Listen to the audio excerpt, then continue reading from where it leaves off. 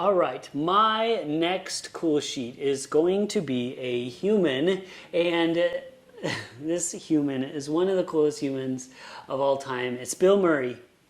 Now, fan of the show and a good friend of ours, Mike Kemper, talked about the book, The Tao of Bill Murray, back in episode 118. I think he was a guest with you, so I wasn't on there with him, but I just needed to do a deeper dive on Bill Murray because the book, I'm sure, is great. I actually haven't read it, but I just want to talk about him. So if you don't know, for some reason, if you don't know who Bill Murray is, he's an American actor, United States actor, comedian, and writer. He's known for his deadpan delivery, and to say deadpan is almost somehow understating. Like, he has perfected the deadpan.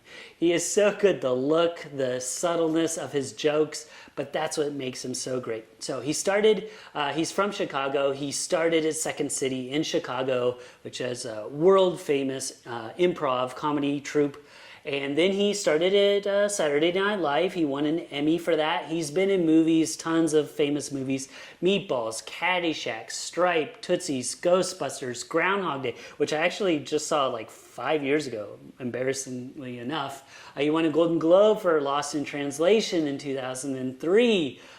So his mom was a mailroom clerk and his dad was a lumber salesman. So I think that might have had something to do with it. They were very humble roots, and he obviously wasn't fed the silver spoon or anything. He was raised in a suburb of Chicago.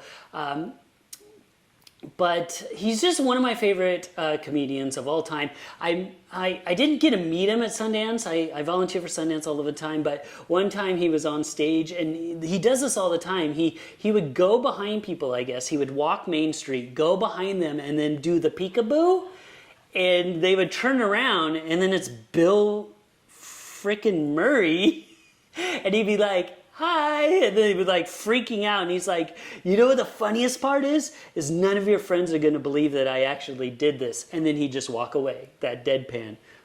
He's so great. I really want to hang out with this guy. He was like, out of a lot of the celebrities, one I'd really want to hang with because he's a lot of fun. Bill Murray.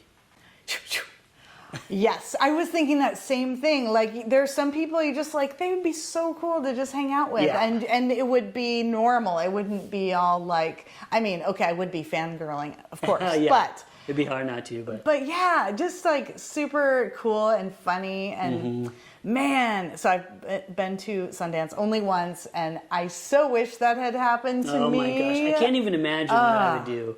I would totally lose it for sure. Yeah, but, yeah.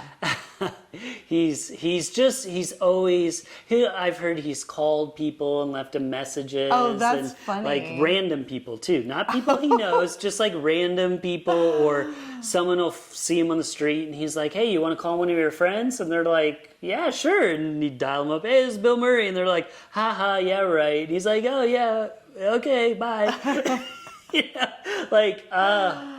He's the greatest. He seems like a genuinely cool guy. Yes, for sure. Yes. And I love everything he's been in. Yeah. Groundhog Day, that's it. I know. I'm so glad you finally saw it. Finally. That's Thank a you, winner. John.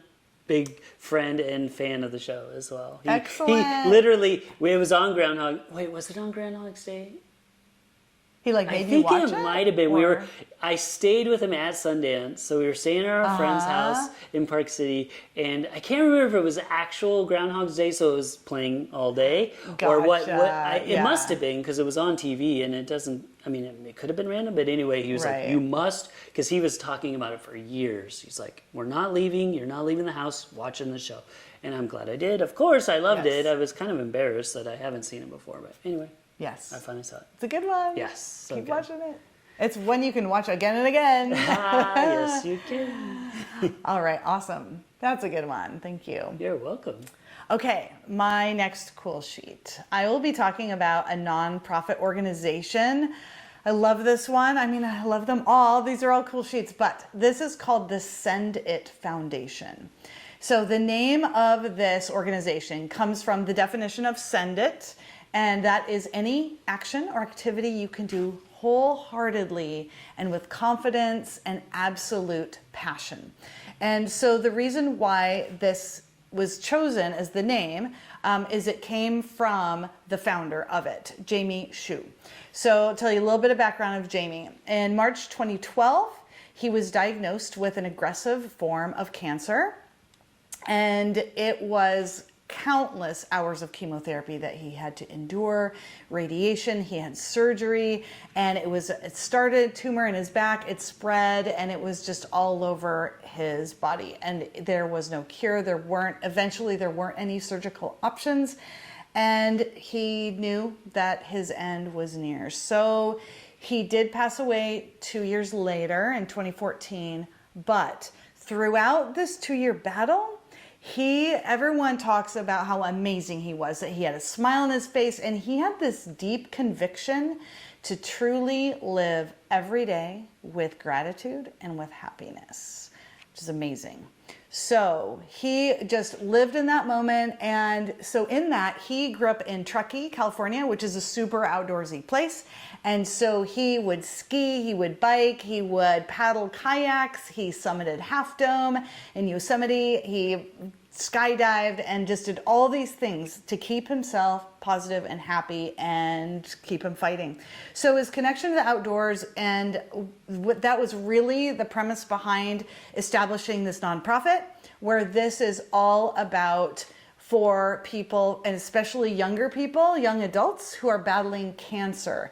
And so this is from his love of all this outdoor stuff. And so this is for young adults who can then go, and as part of this foundation, they can go out and they can be a part of these adventure excursions and do all these magnificent things for these people who are struggling with cancer. So really amazing foundation with such a great background to it, the Send It Foundation. Wow, okay, that is very inspiring, very cool. Ooh, I know. Dang. I'm glad that we kind of remember things like this, because it's very moving that he had this revelation and lived his life with gratitude. But sometimes it's unfortunate. Like for me, I try to remember it all the time because I don't want to be like on death's door, and then that's when I start changing my life. Right. So it is unfortunate that he passed away, but to learn the lessons, and now apply that to your life and practice more gratitude and appreciation and love is really cool. Yeah. So, and then that gives him like this legacy. Exactly. Which is very cool as well. So he could be like a model for other people to see how he behaved, but then also leaving the world a better place than how you found it. Yeah, So. absolutely. What a cool story. Thanks for sharing. Yes, you're welcome. That's great. All right, thanks again for tuning in, everybody. I'm Brian Hart. I'm Karen McFarland Holman, and tune in tomorrow for 2 more cool sheets. That's right, and don't forget, if you're enjoying the show, please like and subscribe. It really helps us out. And don't forget to stay curious.